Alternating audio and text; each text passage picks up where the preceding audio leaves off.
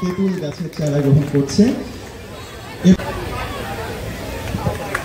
পরবর্তীতে এই কক্সবাজার একটি অসম্ভব অপরূপ প্রকৃতির লীলাভূমি।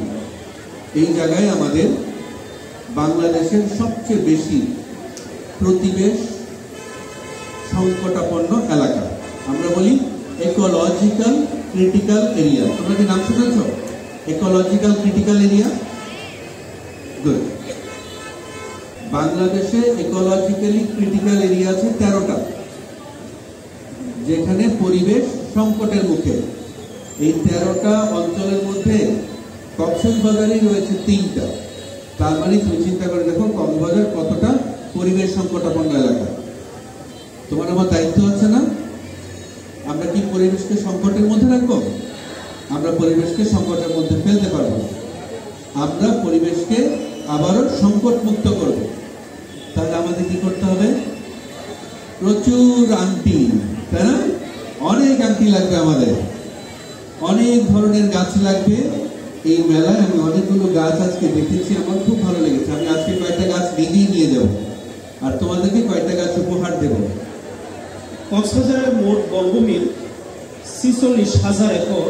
এটা 2022-এর রিপোর্ট, যে 46,000 একর বেদখল হয়ে গেছে, যা মোট বর্গমিল 39%। আমরা যদি আমাদের প্রাকৃতিকভাবে আমরা যা পেয়েছি সেটা যদি আমরা রাখতে পারি আমাদের জন্য যথেষ্ট, কিন্তু আমরা সেটা রাখতে পারছি না।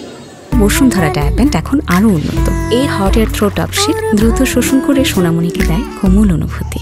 আসলে আমরা বনায়ন করি ঠিকই, এবং বিগত কয়েক বছরে দেখা গেছে যে দেশব্যাপী আমাদের বনায়ন করার হারটা ক্রমাগত বৃদ্ধি পাচ্ছে, কিন্তু আমরা পরিকল্পিত বনায়ন কি করতে পারছি, বা আমরা যারা শৌখিন নার্সারি মালিক বৃন্দ রয়েছে, বা আমরা যারা নিজেরাও ছাদ বাগান করি সাধারণ মানুষ, আমরা কি সঠিকভাবে বনায়ন করছি কিনা? কারণ ক্রমবর্ধমান জনসংখ্যার চাপে আমাদের এই পরিকল্পিত বনায়নের উপরেই কিন্তু একটি টেকসই এবং সবুজ বাংলাদেশ গড়ার অপার সম্ভাবনাটা নিহিত রয়েছে। এই বৃক্ষমেলায় বন বিভাগের স্টল রয়েছে এবং কৃষি বিভাগেরও সম্ভবত স্টল রয়েছে। এখান থেকে আমরা কিন্তু জানতে পারবো যে আসলে কোন স্থানে কোন চারা বা চারাটি রোপণ করা প্রয়োজন, এবং এর মাধ্যমেই আসলে পরিকল্পিত বনায়ন করাটা সার্থক হবে।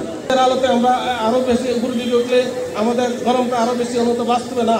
আমরা পাহাড় পর্বতে যখন উপরের দিকে উঠি, যতই উপরের দিকে ততই আমাদের ঠান্ডা অনুভূত হয়।